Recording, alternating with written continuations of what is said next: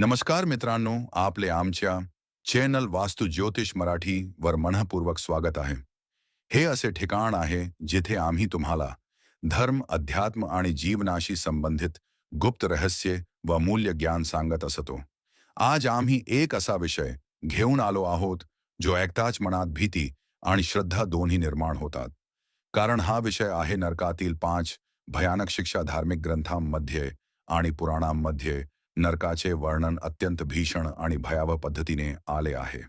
असे म्हटले जाते की जेव्हा एखादा मनुष्य आपल्या जीवनात धर्म, फसवणूक, पाप आणि हिंसेचा मार्ग स्वीकारतो, तेव्हा मृत्यूनंतर त्याला आपल्या कर्मांचे फल नरकात भोगावे लागते. नरकाचे हे वर्णन फक्त घाबरवण्यासाठी नाही, तर आपल्याला सावध करण्यासाठी आहे की आपण सत्य, धर्म आणि चांगल्या कर्मांचा मार्ग स्वीकारावा. मित्रांनो, आजची ही चर्चा केवळ एक कथा नाही, तर ती एक चेतावणी आहे, एक संदेश आहे की पाप कितीही गोड वाटले तरी त्याचे फल नेहमीच भयानक असते. पण त्याआधी तुमच्याकडे एक छोटीशी विनंती आहे.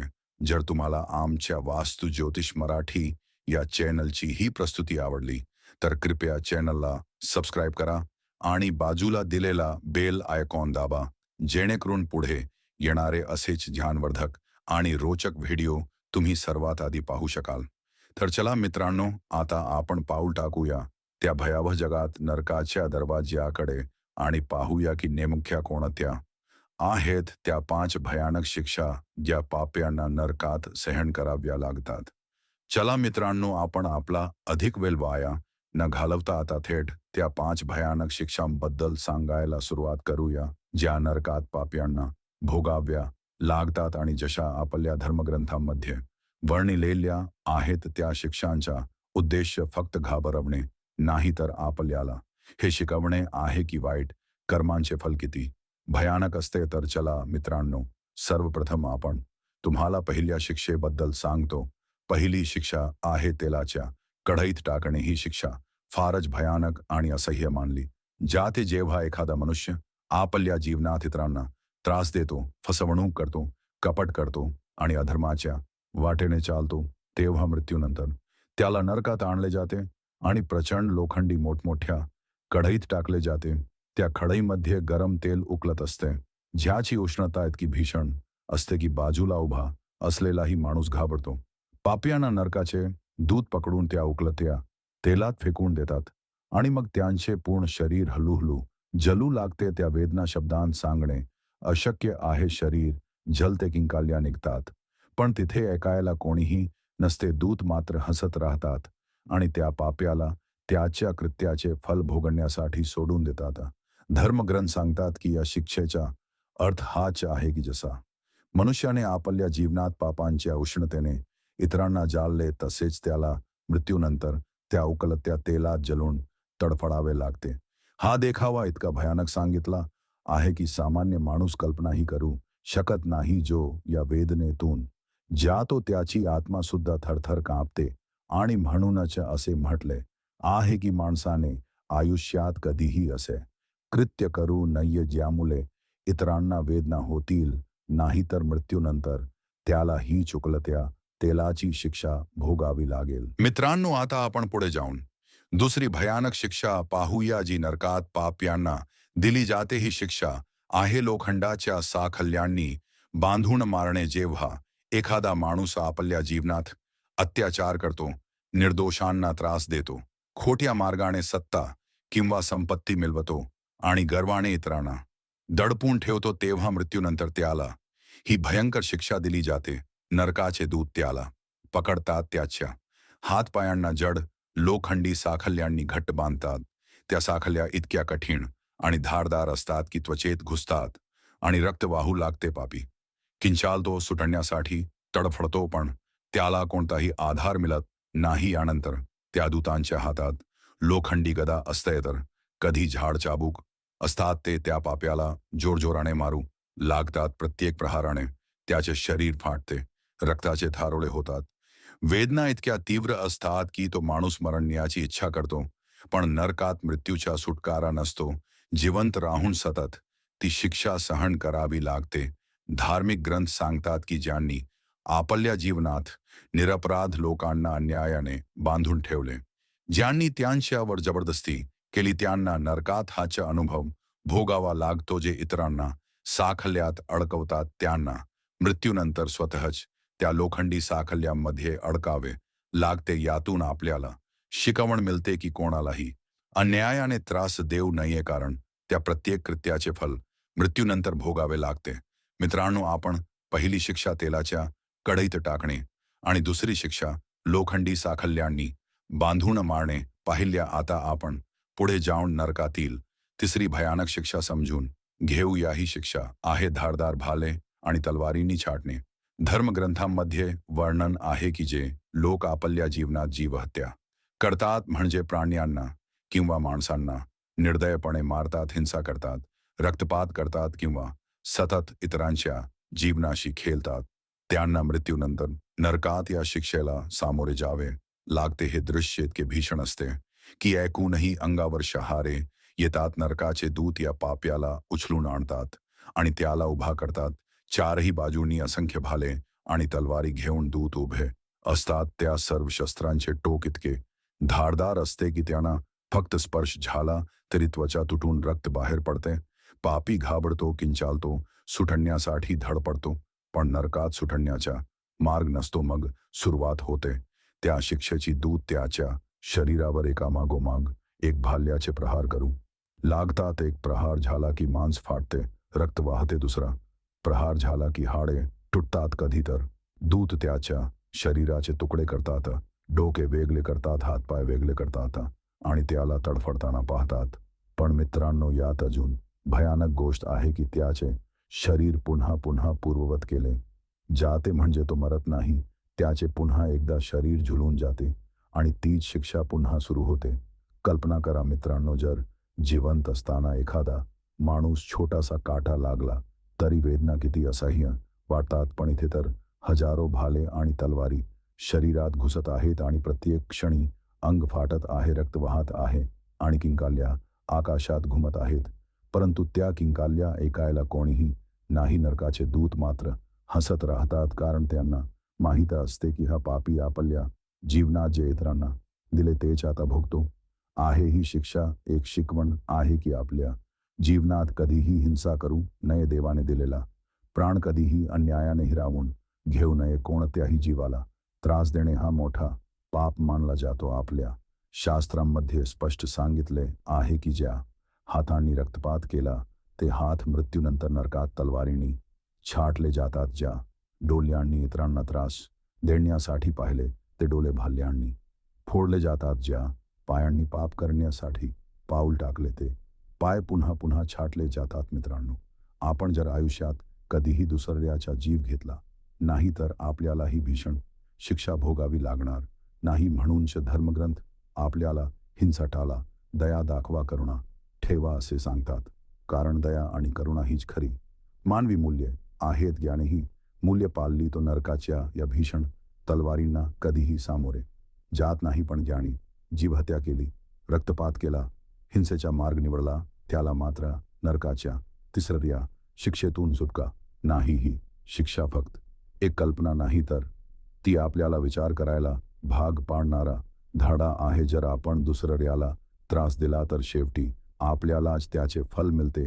नरकातील ही तलवारी आपल्याला आठवण करून देतात की पाप कितीही मोठे असले तरी देवाच्या न्यायापासून कोणीही वाचू शकत नाही. मित्रांनो, आपण पहिली शिक्षा तेलाच्या कढईत टाकणे, दुसरी शिक्षा लोखंडी साखल्यांनी बांधून मारणे आणि तिसरी शिक्षा धारदार भाले व तलवारींनी छाटणे या सर्व भीषण यातना ऐकल्या.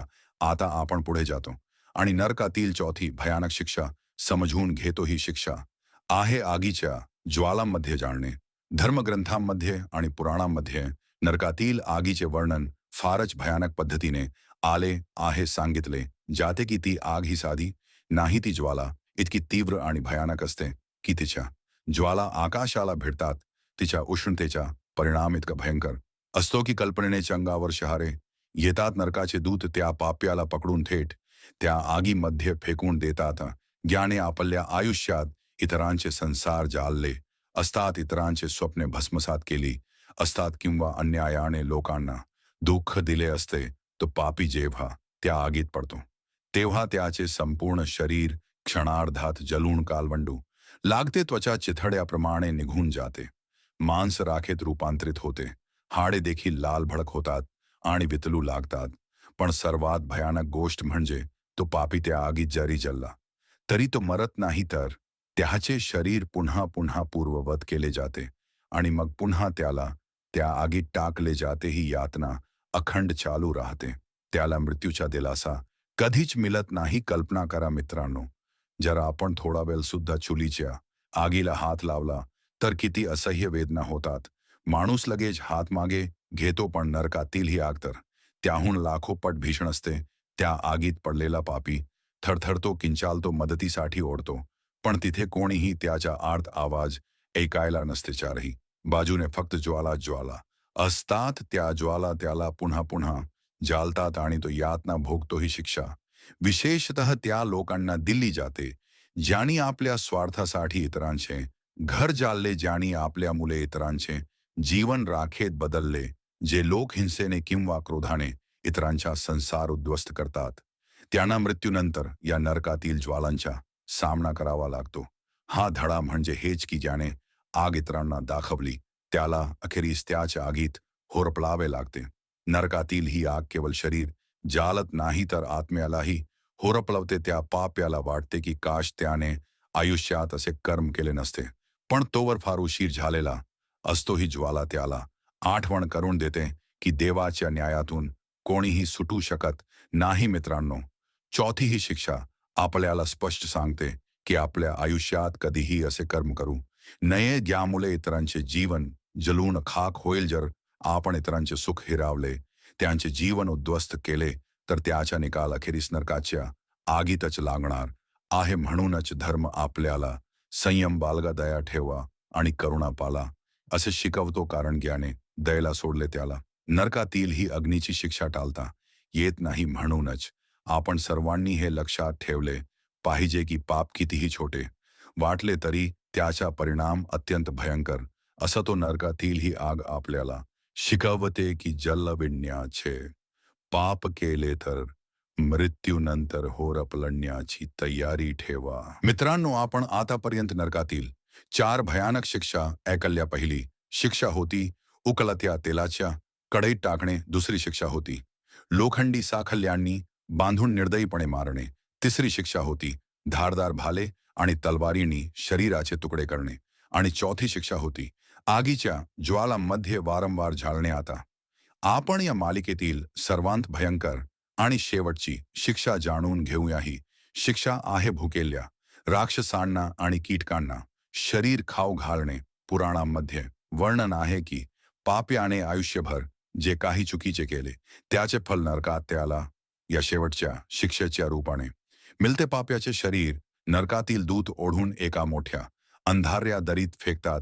त्या दरीत लाखो भुकेले राक्षस असतात. त्यांचे डोळे लाल भडक असतात, तोंडातून ज्वाला निघत असतात, दात धारदार असतात आणि ते सतत रक्तासाठी व्याकुल होऊन ओरडत असतात. त्याचबरोबर त्या दरीत असंख्य विंचू, नागसाप, विंचव आणि मोठमोठे किडे भरलेले असतात, जे त्या पाप्याची वाट पाहत असतात. तो पापी जसजसा त्या दरीत पडतो तसंच से राक्षस त्याच्यावर झडप घालतात. कोणी त्याचे डोळे फोडतात, कोणी त्याचे कान चावून खातात, कोणी छातीवर दात रोवतात, तर कोणी पोट फाडून आतड्या ओढतात. ते कीटक त्याच्या शरीरावर ठुठून पडतात. लहान लहान साप त्वचेखाली शिरतात आणि आतून चावतात. विंचव अंगावर बसतात आणि वारंवार दंश करतात.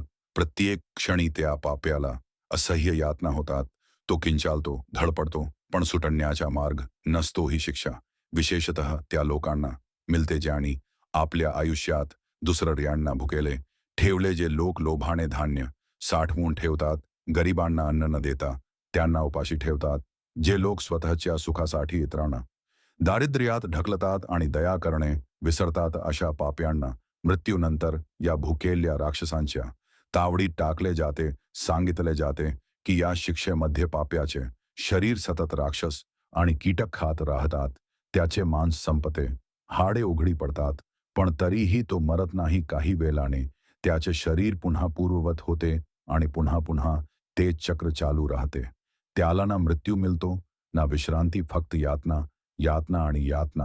मित्रांनो, आपण कल्पना करा, जर एखाद्या डासाने आपल्याला चावले तर आपल्याला किती त्रास होतो. जर विंचवाने डंग केला तर आपण वेदनेने ओढतो. पण नरकातील ही शिक्षा तर हजारो लाखो पट्टीने भयंकर आहे, जिथे असंख्य प्राणी आणि राक्षस एकाच वेळी शरीराचा तुकडा तुकडा करतात.